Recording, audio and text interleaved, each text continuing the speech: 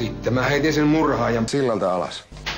Mä rupein tommosta kattelee. Kaatelin maidotkin lattioille. Luulisin, että sitä pelottais, kun on siirtymässä ajasta ikuisuuteen, mutta ei mua pelottanut yhtään. Musta tuntuu, että mä en pelkää enää mitään. Sille Akillesille pitäisi antaa johoi.